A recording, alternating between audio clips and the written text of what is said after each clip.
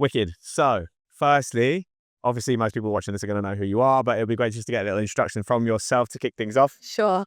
My name is Lisa Smith. I'm the global ECD at an agency called JKR. Fantastic. And I'd say, I've just said it, well, pre-recording, but one of my favorite talks of the event itself. It was amazing. The energy, the dynamism, it was like fantastic to watch. I would love to know, like, you've obviously attended a few D&ADs in the past. What's been like your key takeaway from this time? Has there been anything that's like really stood out to you that's been different from the last years or anything like that at all? Yeah, I mean, we're 3 years post-pandemic, essentially, or 3 years back doing a physical festival. And I have to say, the energy and the buzz this year, it just felt more D&AD than it ever has done.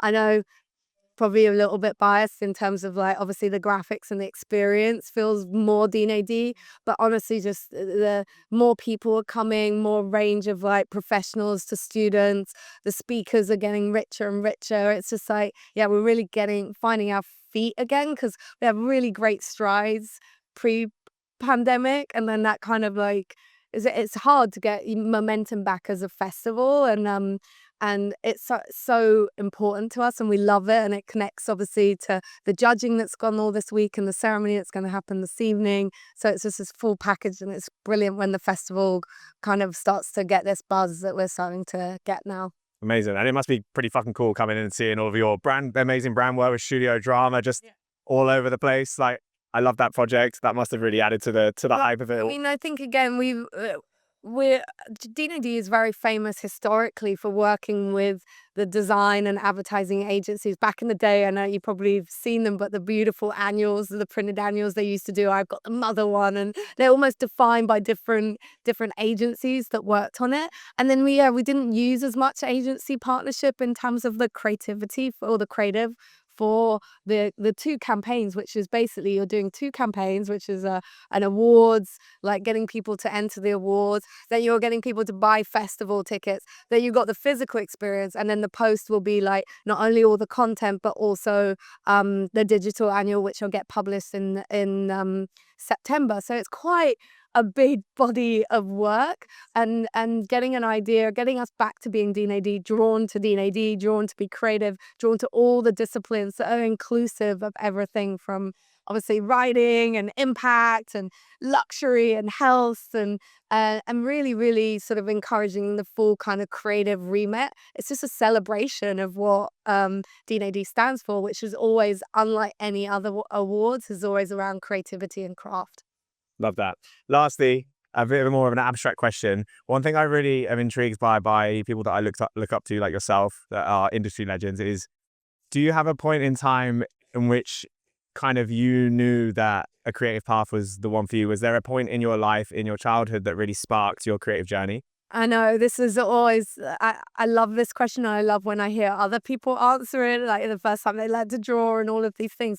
I was actually quite lost and into many other things, all the way up through being a teenager. I was deeply into kind of sports. I played a lot of field hockey and swam and lots of different other sports. So then when I kind of came to that point around sort of where you're at school and like what's next, and that I really hadn't thought about what I wanted to be. There was a mini moment where I thought maybe I'll just end up being a sports teacher or something like that. But I always loved making things, and I'd done this course at school called Craft Design and Technology, CDT, and that was kind of making things with wood and constructions and more architecture-y kind of things, and I really enjoyed that. And to be honest, I didn't do that well at school. I didn't love being at school. I should have never have stayed there to do my A-levels.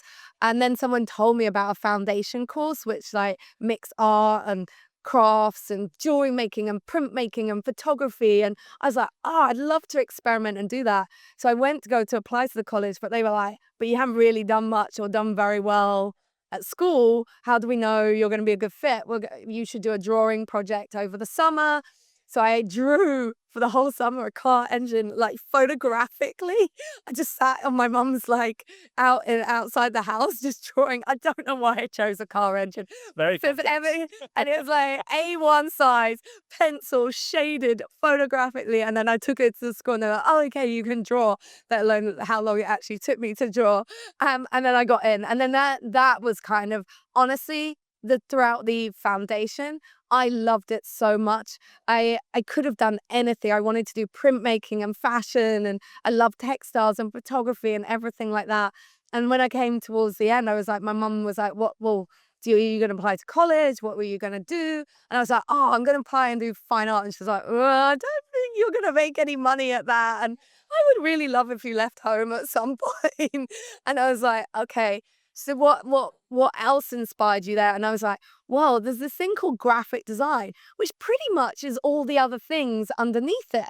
I can do photo, I can do illustration, I could do printmaking, like I can do everything under graphic design." So that was the sort of aha moment. So it really was coming born of like not really knowing what I wanted to do, putting myself out there into a course and kind of just embracing it. And that was far more successful. I performed so much better than I did at school, being and finding what was my right path, I guess. That's And the super cool. rest is history. I think there's not always the click moment. Sometimes it's a long, arduous journey, but when you get there, When you learn my style of doing rebrands and projects, I'm a crooked path lady. It's not like linear and perfect at all. It's like finding the answer is part of the challenge that I love so much. well, it makes for some amazing work. Thank you so much for taking the time to talk with me.